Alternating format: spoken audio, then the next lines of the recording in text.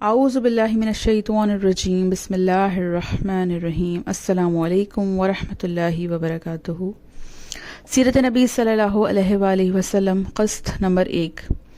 آج سے سیرت نبی صلی اللہ علیہ وآلہ وسلم کا مبارک سلسلہ شروع کیا جا رہا ہے، لیکن آپ صلی اللہ علیہ وآلہ وسلم کی سیرت پاک کے تذکرے سے پہلے بہت ضروری ہے کہ ہم آپ کو سرزمین عرب قوم اور اس دور کے عمومی حالات سے روشناس کرائیں، تاکہ آپ بہتر طریقے سے سمجھ سکیں کہ آپ صلی اللہ علیہ وآلہ وسلم کی پیدائش کے وقت عرب اور دنیا کے حالات کیسے تھے۔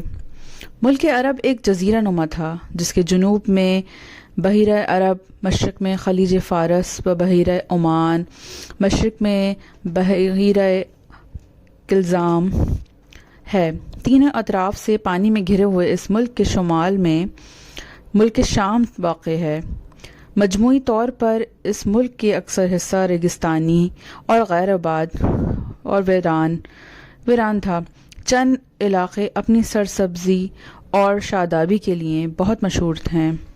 طبعی لحاظ سے اس ملک کے حصے یہ ہیں: یمن جزیرہ عرب کا سب سے زرخیز علاقہ رہا ہے، جس کو پرامن ہونے کی وجہ سے یہی نام دیا گیا ہے۔ آب و ہوا معتدل ہے، اس کے پہاڑوں کے درمیان وسیع و شاداب وادیاں ہیں جہاں پھل اور سبزیاں بکثرت پیدا ہوتے ہیں۔ قوم سبا کا مسکن عرب کا یہی علاقہ تھا، جس نے آباشی کے لیے بہت سے بند ڈیم وغیرہ بنائے ہوئے تھے، جن میں معارب نام کا مشہور بند بھی تھا۔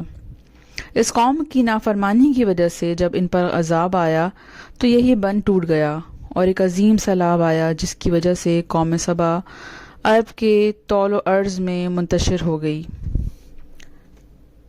نمبر 2، حجاز۔ یمن کے شمال میں حجاز کا علاقہ واقع ہے۔ حجاز ملک عرب کا وہ حصہ ہے جسے اللہ تعالیٰ نے نور ہدایت کی شمع سے سرفراز فرمایا۔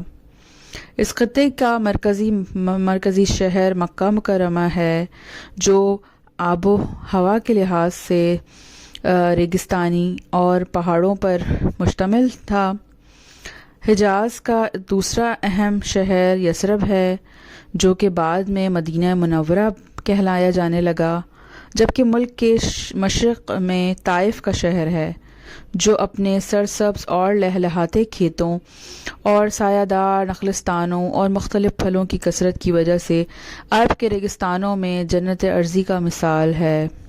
حجاز میں بدر، احد، بئر معونہ، حدیبیہ اور خیبر کی وادیاں بھی قابل ذکر ہیں۔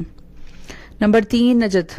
ملک عرب کا ایک اہم حصہ نجد ہے، جو حجاز کے مشرق میں ہے اور جہاں آج کل سعودی عرب کا دارالحکومت ریاض واقع ہے۔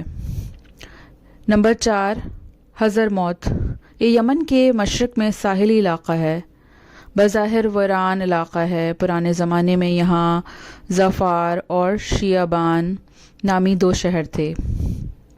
نمبر 5، مشرقی ساحلی علاقے، عرب امارات۔ ان میں عمان، بحرین وغیرہ کے علاقے شامل ہیں۔ یہاں سے پرانے زمانے میں سمندر سے موتی نکالے جاتے تھے، جبکہ آج کل یہ علاقے تیل کی دولت سے مالا مال ہیں۔ نمبر 6، وادی سینا۔ حجاز کے شمال مشرق میں خلیج سوئز اور خلیج ایل کے درمیان وادی سینا کا علاقہ واقع ہے، جہاں قوم موسیٰ علیہ السلام 40 سال تک صحرائے نوردی کرتی رہی۔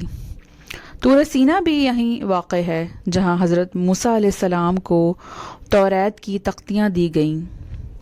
ایک بات ذہن میں رکھنی چاہیے کہ اصل ملک عرب آج کا سعودی عرب، یمن، بحرین، عمان کا علاقہ شامل تھا، جبکہ مشرق میں جو شام، عراق اور مصر جیسے ممالک بعد میں فتح ہوئے اور عربوں کی ایک کثیر تعداد وہاں نقل مکانی کر کے آباد ہوئی، اور نتیجتاً یہ ملک بھی عربیوں کے رنگ میں ڈھل گئے، لیکن اصل عرب علاقہ وہی ہے جو موجودہ سعودی عرب، بحرین، عمان اور یمن وغیرہ پر مشتمل ہے۔ اس جزیرہ نما کی شکل نقشے میں واضح طور پر دیکھی جا سکتی ہے۔ عرب کو عرب کا نام کیوں دیا گیا؟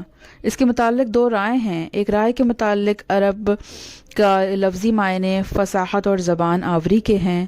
عرب لوگ فصیح و بلیغت کے اعتبار سے دیگر اقوام کو اپنا ہم پلہ نہیں سمجھتے تھے، اس لیے اپنے آپ کو عرب یعنی فصیح البیان اور باقی دنیا کو عجم گونگا کہتے تھے۔ دوسری رائے کے مطابق لفظ عربی اربا سے نکلا ہے، جس کے معنی صحرا اور ریگستان کے ہیں، چنانچہ اس ملک کا بیشتر حصہ دشت و صحرا پر مشتمل ہے، اس لیے سارا ملک کو عرب کہا جاتا ہے۔ آپ سب سے دعاؤں کی درخواست ہے، اللہ تعالی ہم سب کو دین حق پر چلنے کی توفیق عطا فرمائے، آمین ثم آمین۔ آئندہ قسط انشاءاللہ، اللہ نگہبان۔